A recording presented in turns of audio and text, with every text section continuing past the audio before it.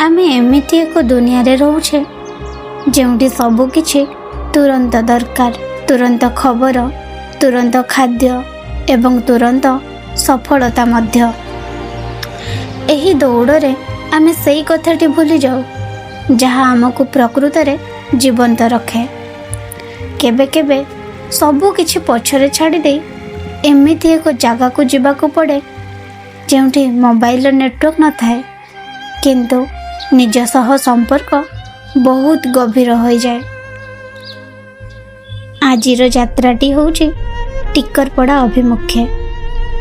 अनुगुल सहर को पछरे पकाई जेतेबेले मु सातकोशिया अभयारण्य आड़कू बढ़ुथिली पवनर गंध बदलिबाकू लागिला। यह केवल एक रास्ता नुहे, यह एक परिवर्तन। कंक्रीट जंगल प्रकृत जंगल आड़कू टिकरपड़ा जीवा रास्ताटी आपण को कौन तरबरिया काम करने को दिए नहीं। एठारे प्रकृति आपण को धीरे हेबाकू बाध्य करे। प्रतिटी मोड़े एक नुआ कहानी।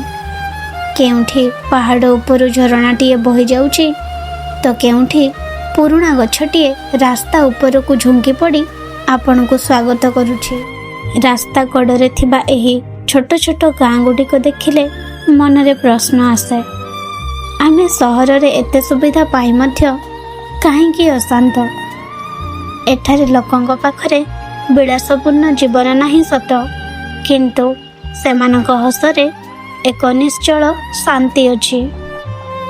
एमानक पय समयर माने घंटा नुहे बरं सूर्यर अवस्थान। सूर्य उइले काम आरंभ हुए आ सूर्य बुड़िले जीवन शांत। एही जंगली रास्ता रे आपण केते बड़ गाड़ी नहीं आसंतु ना कहीं एठाकर प्रकृत मालिक होउचंदी एही पशु माने। एठी गाई माने आपण को सिखांती जे अटकिबा मध्य एक कला। सेमानंकर सही बड़ बड़ आखिरे कौनसी भय न थाए, कौनसी तरपरिया भाव मध्य न थाए। सेमाने जानती एही पृथ्वी सेमानंकर मध्य। आमे मनीष माने ही अतिथि। कुहा जाए प्रकृति कुआडे सबुठारु बड़ चित्रकर। आउ सातकोशियार एही गंड होउछि तार श्रेष्ठ कलाकृति। प्राय 14 माइल बा 7 कोसर एही विस्तृत जलराशि जेउठी महानदी निजर समस्त गर्व परित्याग करी संपूर्ण शांत हो जाए। एठारे पहुँचला परे आपण को अनुभव हेबो जे आपण केते छोट।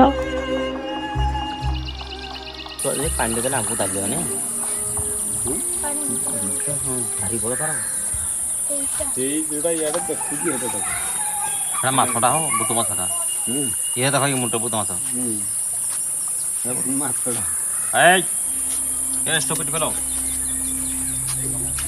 जंगल रे सबुठारु सुंदर जिनिस होउछि तार अन्य एक रूप भय।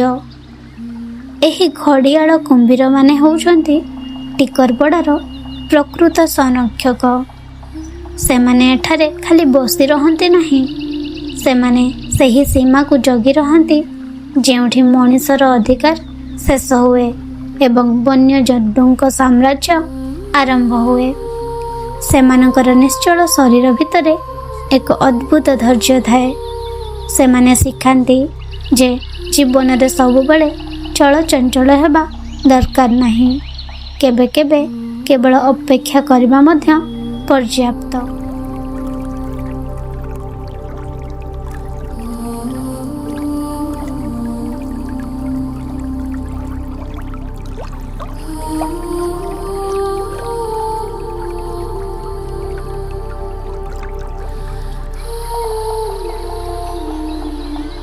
जंगल रे संध्या खूब शीघ्र आसी थाए। सहर रे संध्या माने लाइट जलिबा एवं गाड़ीर हॉर्न, किंतु एठारे संध्या माने एक शुद्ध नीरवता। एहा एमिति एक समय जेतेबेले दिनर परिश्रम परे प्रकृति निजको विश्राम दिए। ଟିକରପଡ଼ାର ଏହି ଘାଟରେ ବସି ସୂର୍ଯ୍ୟକୁ ପାହାଡ଼ ପଛରେ ଲୁଚିଯିବା ଦେଖିଲେ ଲାଗେ ଯେମିତି ଦିନ ସାରାର ସବୁ ଚିନ୍ତା ସେହି ଅନ୍ଧାର ଭିତରେ କୁଆଡ଼େ ହଜିଗଲା। ଯାତ୍ରାଟିଏ କେବେ ନା କେବେ ସମାପ୍ତ ହୁଏ, କିନ୍ତୁ ଏହା ଆପଣଙ୍କ ଭିତରେ କିଛି ନା କିଛି ଛାଡ଼ିଯାଏ। ଟିକରପଡ଼ା ମୋତେ କ'ଣ ଦେଲା? ବୋଧହୁଏ ସେହି ନୀରବତା ଯାହା ମୁଁ ବହୁତ ଦିନରୁ ଖୋଜୁଥିଲି। ସେହି ରାସ୍ତା କଡ଼ର ଗାଈମାନଙ୍କର ଧୈର୍ଯ୍ୟ, ଗାଁ ପିଲାଙ୍କର ନିଶ୍ଚଳ ହସ ଏବଂ ସାତକୋଶିଆ ଗଣ୍ଡର ସେହି ଅଥଳ ଗଭୀରତା ଏବେ ମୋ ସାଙ୍ଗରେ ଯିବେ। ମୁଁ ଯେତେବେଳେ ସହରକୁ ଫେରିବି, ମୋ ପାଖରେ ଏହି ସ୍ମୃତିର ଏକ ଛୋଟ ଜଙ୍ଗଲ ଥିବ।